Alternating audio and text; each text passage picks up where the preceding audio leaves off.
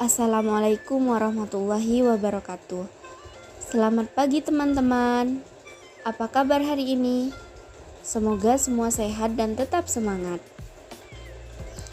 Pada pertemuan kita hari ini, kita akan belajar pelajaran akidah akhlak tentang adab bertamu. Baik, sebelum kita mulai, mari kita buka dengan membaca basmalah bersama-sama. Bismillahirrahmanirrahim. Pada pertemuan kita kali ini akan membahas tentang apa itu bertamu, adab bertamu yang benar, kapan saja waktu yang tepat dan tidak tepat saat bertamu, dan yang terakhir yaitu hikmah bertamu. Yang pertama, apa sih bertamu itu? Bertamu adalah datang atau berkunjung ke rumah sahabat, teman, saudara, ataupun orang lain dengan tujuan untuk mempererat tali persaudaraan ataupun suatu keperluan lain. Yang kedua, adab bertamu. Adab bertamu yang pertama yaitu mengucapkan salam. Ada yang tahu ucapan salam? Ya, betul. Assalamualaikum warahmatullahi wabarakatuh.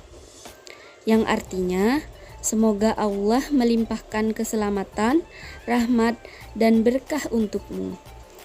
Dengan mengucapkan salam, itu artinya kita sudah mendoakan orang yang sudah kita kunjungi. Yang kedua adalah meminta izin ketika masuk rumah. Kenapa harus meminta izin? Karena takutnya tuan rumah yang kita kunjungi ini sedang istirahat dan sedang tidak ingin diganggu.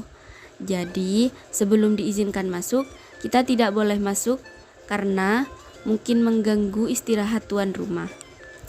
Yang selanjutnya, posisi berdiri tidak menghadap ke arah pintu masuk.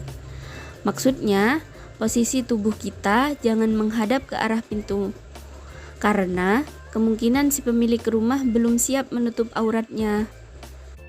Yang keempat adalah bertamu tidak boleh lebih dari 3 hari. Karena kewajiban menjamu tamu itu hanya 3 hari. Lebih dari itu dikhawatirkan merepotkan tuan rumah. Yang kelima, kembali pulang ketika tuan rumah tidak mengizinkan masuk. Jika kita berkunjung ke suatu rumah dan kita sudah mengucapkan salam 3 kali dan tidak ada jawaban, sebaiknya kita kembali pulang.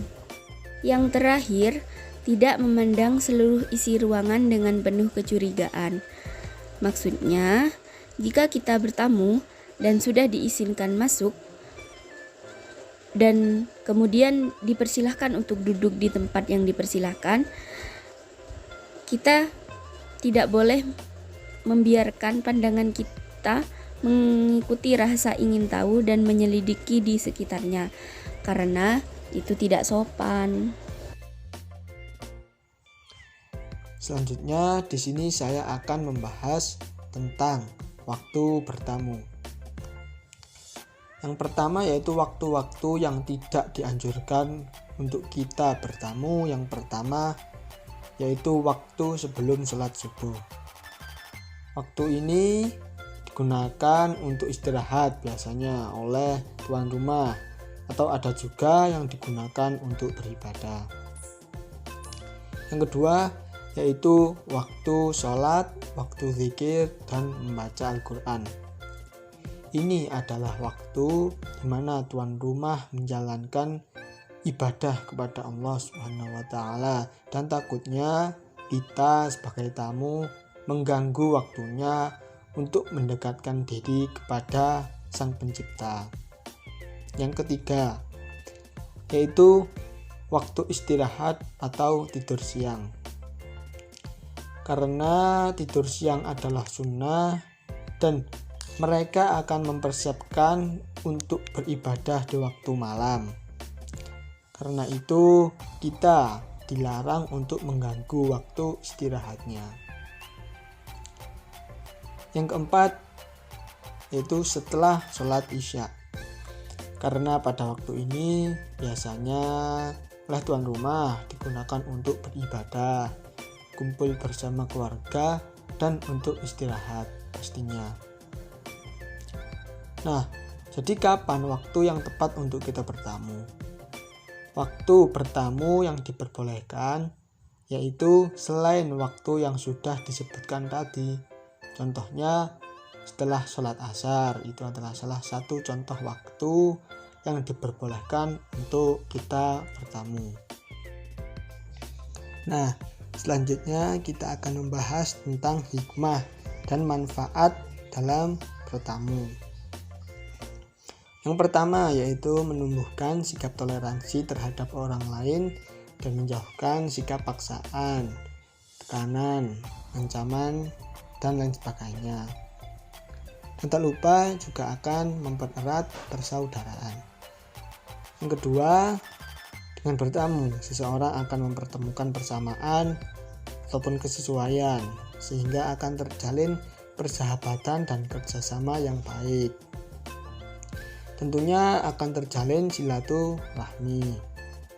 Yang ketiga, bertamu dapat menciptakan perdamaian dan mempererat persaudaraan.